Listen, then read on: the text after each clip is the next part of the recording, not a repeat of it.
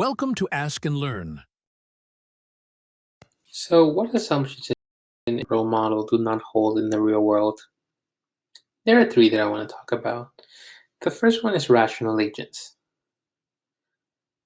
And so, the intertemporal model assumes that consumers are making this mathematical calculation and they're calculating, well, based on this interest rate, this is how much money I should be saving for the future.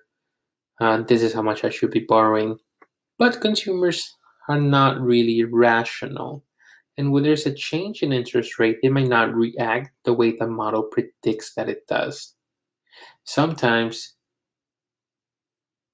consumers behave as if the interest rate was, really, really high when in reality it's not. Second thing I want to touch on, perfect foresight. Again, the model assumes consumers are able to see into the future and kind of assess what their income is going to be in the future, or how much they're going to need and how much money they're going to need in the future. Um, and most of us, for example, college students, don't have an idea of what job they will get after they graduate or how much that job is going to be paying them at that time.